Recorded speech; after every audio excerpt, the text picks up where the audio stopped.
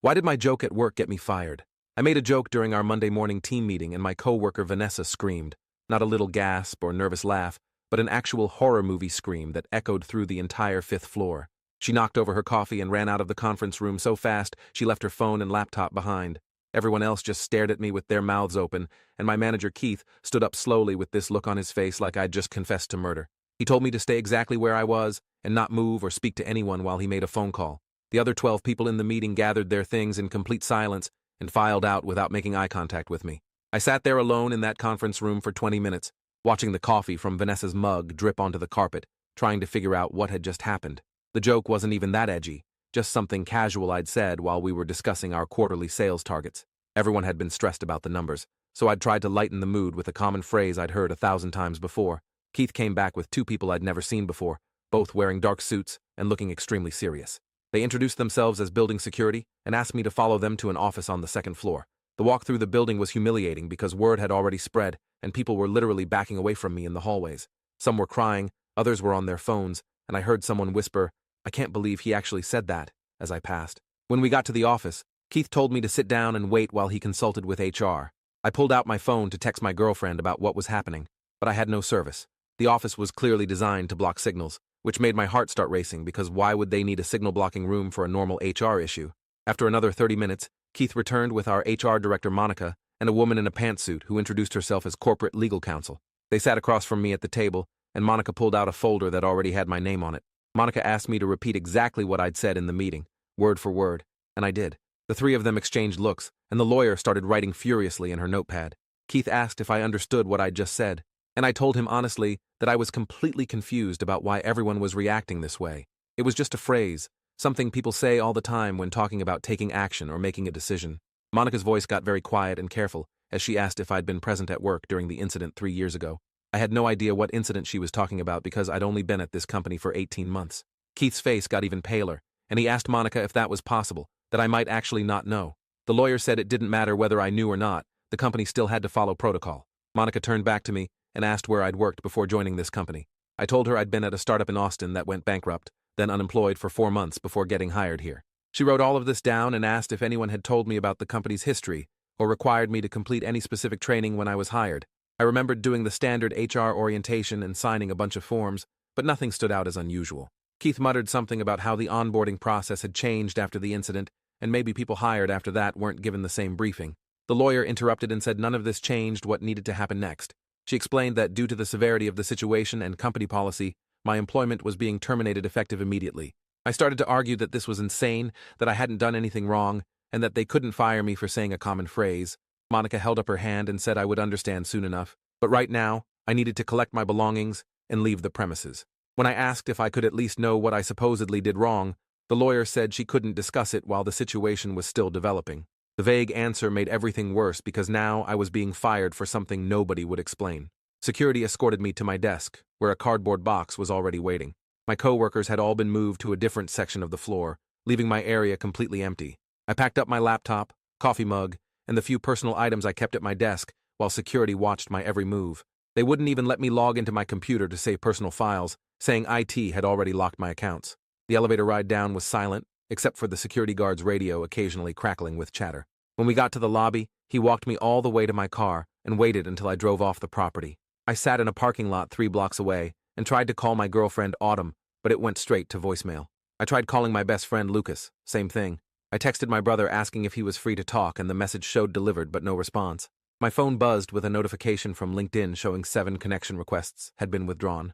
I checked my profile and saw that 3 former coworkers had already removed their recommendations of me. Whatever was happening was spreading fast through my professional network. I drove home in a daze and found Autumn's car wasn't in our driveway, even though she should have been working from home that day. Inside our apartment, I noticed some of her things were missing from the bedroom. Her laptop was gone from the desk, her favorite jacket wasn't on the hook by the door, and the toothbrush she kept by the sink had been removed. I called her again, and this time she picked up. Her voice was cold when she asked what I wanted. I tried to explain that I'd been fired over some misunderstanding about something I'd said at work, but she cut me off. She said she'd already heard from 3 different people about what I'd done, and she couldn't believe I would say something so horrible. When I asked her to please tell me what everyone thought I'd done, she started crying and said she couldn't talk to me right now. She needed space to figure out if she could even be with someone capable of that kind of cruelty. The line went dead before I could respond. I tried calling back 5 times, but she'd blocked my number. My hands were shaking as I opened Twitter to see if anyone had posted about what happened at my company. Nothing came up in the search results, but that almost made it worse because it meant this was still contained within my immediate circle. My phone rang from an unknown number, and when I answered, a man's voice asked if this was me and confirmed my full name and address. He identified himself as Special Agent Faulkner with the FBI and said he needed to ask me some questions about an incident at my workplace today. My stomach dropped, and I asked why the FBI was involved in an HR issue. He said he couldn't discuss details over the phone, but I needed to come to their field office downtown within the next 2 hours. I asked if I needed a lawyer, and he said that was my right, but I wasn't under arrest or being charged with anything at this time. This was just an informational interview that was standard protocol for situations like mine. The phrase, situations like mine, echoed in my head because I still didn't understand what situation I was in. I told him I would be there, and he gave me the address and instructions for security screening at the building entrance. After we hung up, I sat on my couch and tried to piece together what could possibly connect a workplace joke to an FBI investigation. Nothing made sense, and the not knowing was worse than any punishment. I called my mom, and she answered, sounding upset. Before I could say anything, she asked how she was supposed to face her friends at church, knowing what her son had done. I tried to explain I hadn't done anything wrong, that I'd made a simple comment at work, and everyone was overreacting.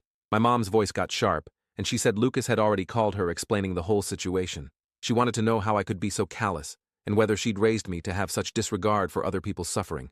I begged her to tell me what Lucas had said, because nobody would explain what was happening. She went silent for a long moment before asking if I was seriously claiming ignorance about the Riverside incident. The name meant nothing to me, and I told her I'd never heard of it. She made a sound of disbelief and said every person in our state knew about Riverside. It had been national news for weeks.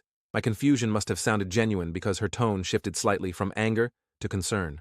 She asked when I'd moved back to this state from Texas, and I told her it had been 18 months ago. She calculated something and then said very carefully that the Riverside incident had happened 2 months before I'd moved back. My mom explained in halting sentences that there had been a workplace shooting at a tech company called Riverside Solutions about 3 years ago. 7 people had been killed by a former employee who'd been fired for poor performance.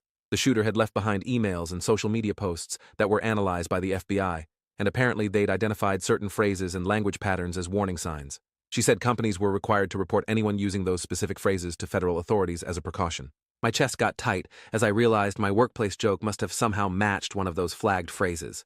I asked my mom what the phrase was, and she said she couldn't remember the exact wording, but it was something casual that the shooter had used repeatedly before the attack. She said the FBI had published a whole guide for HR departments about recognizing warning signs in employee communication.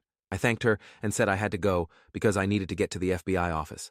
She told me she loved me, but needed time to process everything, and we'd talk later after she knew more about what was going on. I drove downtown to the federal building and went through 3 different security checkpoints before being directed to the 4th floor. Special Agent Faulkner met me in the lobby and led me to a small interview room with a table and 4 chairs. He was joined by another agent who introduced herself as Special Agent Patel. They both had folders with my name on them, which meant they'd been building a file on me. Faulkner started by explaining that I wasn't in trouble, but they needed to understand the context of what I'd said at work that morning. He asked me to repeat the exact words I'd used, and I did, still confused about what was wrong with the phrase. Patel pulled out a document and slid it across the table to me. It was titled Red Flag Communication Patterns, Riverside Solutions Case Study, and was marked as internal FBI guidance for corporate security. She pointed to a highlighted section that listed several phrases that should trigger immediate reporting to authorities. Right there on the list was the exact phrase I'd said in the meeting. My hands started shaking as I read the document explaining that this specific phrase had been used by the Riverside shooter in 14 separate communications before the attack.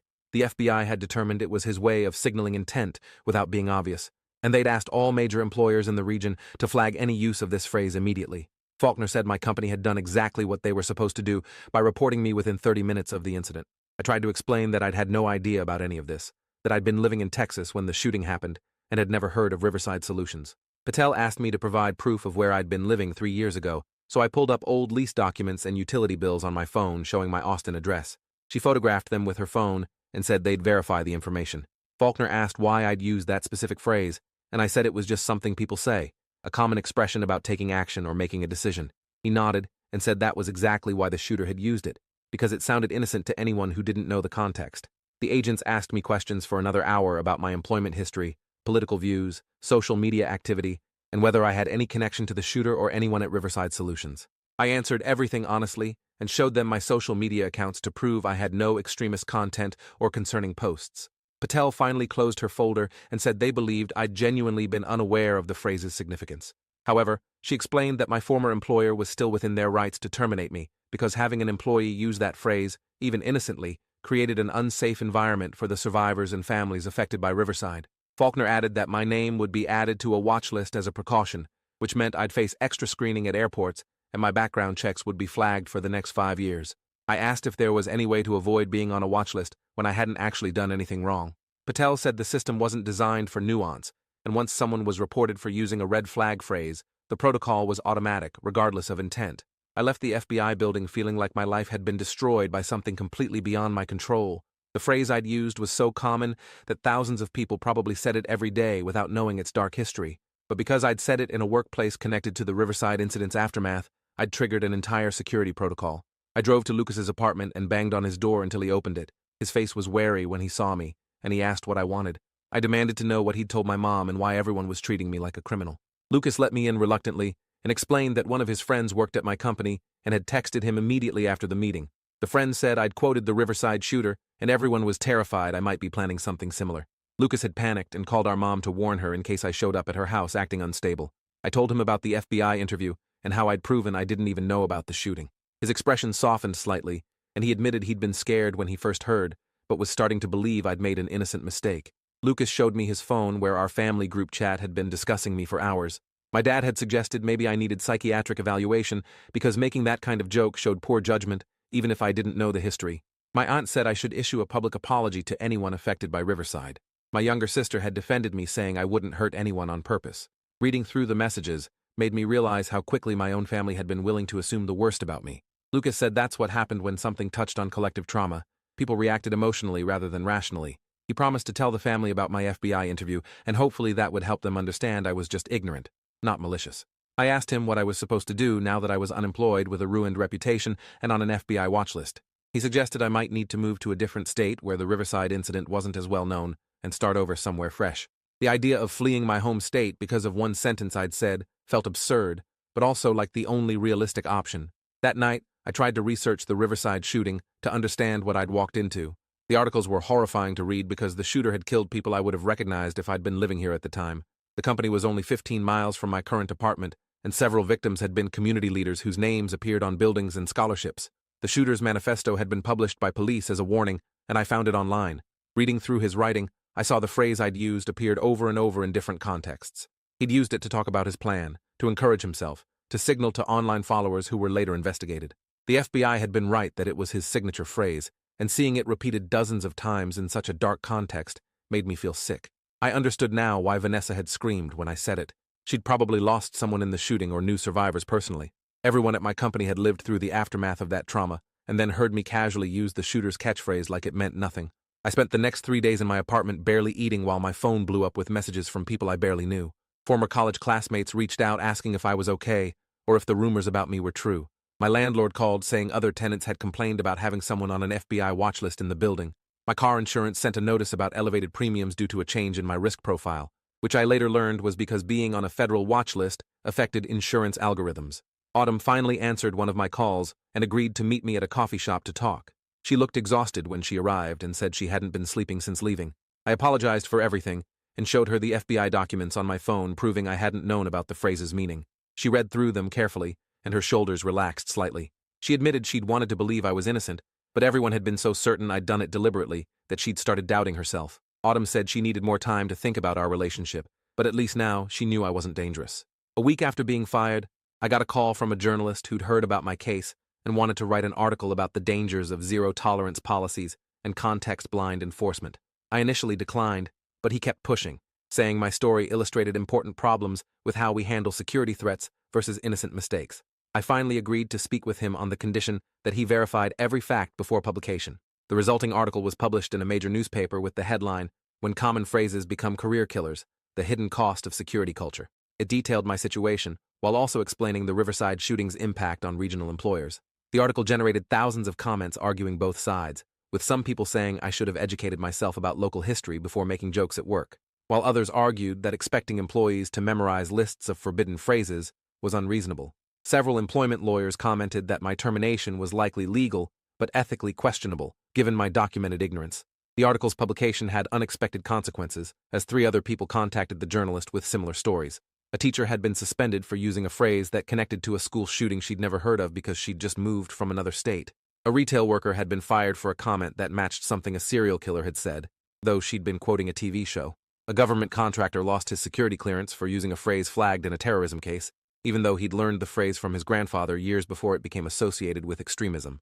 The journalist wrote a follow-up piece about how the expanding list of forbidden phrases was creating a minefield for workers who couldn't possibly keep track of every phrase that had been co-opted by violent actors. Some security experts defended the policies as necessary precautions, while civil liberties groups argued they were ineffective and destroyed innocent lives. I became an accidental spokesman for a debate I'd never wanted to be part of. 3 months after losing my job, I'd applied to 72 positions and received 72 rejections. Every background check flagged my FBI watchlist status, and every reference check revealed I'd been fired for using threatening language. No amount of explanation seemed to matter once HR departments saw those red flags in my record. I consulted with an employment attorney who said I could potentially sue my former employer for wrongful termination if I could prove they'd failed to properly onboard me regarding the company's security protocols. We reviewed my hiring paperwork and found that the mandatory training module about prohibited phrases had been added to the onboarding process 6 months after I'd been hired. Nobody had ever informed existing employees about the new requirement. The attorney said this might be grounds for a lawsuit, but warned that suing my former employer would make me even less employable and could take years to resolve. I decided to hold off on legal action while I figured out my next move. My brother got me a job interview with his company in Denver, which meant moving to a state where the Riverside shooting wasn't part of the local consciousness. The interview went well until they ran my background check and saw the FBI watchlist notation. The hiring manager called me in for a second conversation where he asked me directly if I was a security risk. I explained the entire situation and showed him the newspaper articles about my case. He said he believed me and wanted to hire me, but his corporate office had a blanket policy against employing anyone on federal watch lists, regardless of circumstances. He apologized and said he'd try to get an exception approved, but couldn't make any promises. 2 weeks later, he called to say corporate had denied the exception.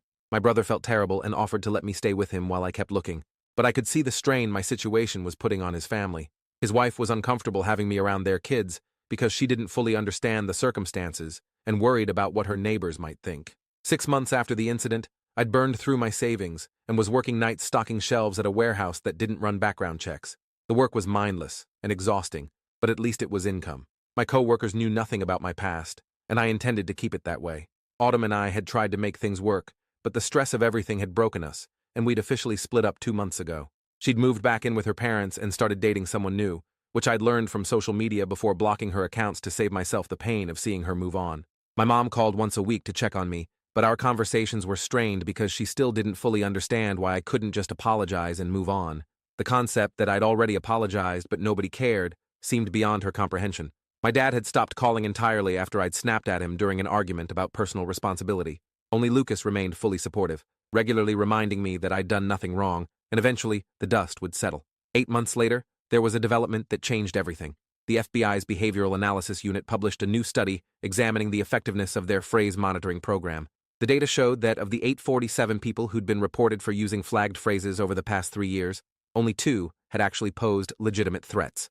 The other 845 cases had been false positives like mine, where innocent people used common phrases without knowing their dark history. The study concluded that the program was creating enormous collateral damage for minimal security benefit. Several civil liberties organizations seized on the report and filed a class action lawsuit against the FBI, demanding the watchlist program be dismantled. I was contacted by the lawyers handling the case and asked to be a named plaintiff representing the falsely accused. I agreed immediately because I had nothing left to lose and maybe something to gain if the lawsuit succeeded. The lawsuit attracted national media attention, and suddenly I was doing interviews explaining my situation to a broader audience. Some people remained convinced I must have known what I was saying and was playing innocent, but many others expressed outrage that our security apparatus had become so indiscriminate.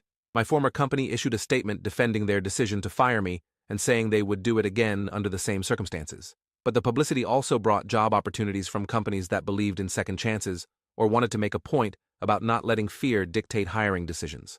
I received 3 job offers, all from smaller companies that didn't have corporate policies against watchlist employees. I accepted a position at a tech startup in Portland that specifically recruited people who'd been wrongly caught up in overzealous security measures. My new boss had been fired from a previous job for accidentally triggering a similar protocol and understood exactly what I'd been through. A year and a half after making that joke in the conference room, my life had finally stabilized into something resembling normalcy. The class action lawsuit was still grinding through the courts, but the publicity had resulted in the FBI quietly reforming their watchlist criteria. I remained on the list, but new guidance had been issued to employers explaining that watchlist status should be evaluated in context rather than triggering automatic disqualification. My new job was going well, and I'd been promoted to team lead after proving myself over several months. I'd started dating someone new who knew my whole story before our first date and hadn't been scared off by it. The financial damage from my months of unemployment would take years to fully recover from, but at least I was moving forward rather than drowning. I'd learned to be extremely careful about workplace communication and made a habit of researching local history before making jokes anywhere new. The paranoia about accidentally triggering another security response never fully went away. Looking back on everything, the hardest part was accepting that I'd been punished so severely for genuine ignorance. I understood why the systems existed and why people were traumatized by the Riverside shooting. But the total lack of proportionality or willingness to consider context felt fundamentally unjust. A simple conversation when I was hired explaining the company's connection to Riverside and asking me to avoid certain phrases would have prevented everything. Instead, I'd been fired, investigated, watchlisted, and nearly destroyed financially because nobody had bothered to consider that a new employee from out of state might not know about a regional tragedy. The experience had taught me that intent matters far less than impact in our current cultural moment, and that sometimes there's no amount of explanation that will save you once you've accidentally crossed an invisible line. 2 years later, I still think about that morning meeting and wonder how different my life would be if I'd just stayed silent instead of trying to lighten the mood. But I also know that living in constant fear of saying something accidentally wrong is its own kind of prison. And at some point you have to accept that controlling every possible outcome isn't realistic. Sometimes you get unlucky and pay a price far exceeding any reasonable judgment of fault. All you can do is survive it and try to build something new on the other side. If you enjoyed this, you'll definitely want to see the next ones too. So subscribe now and let me know your take in the comments.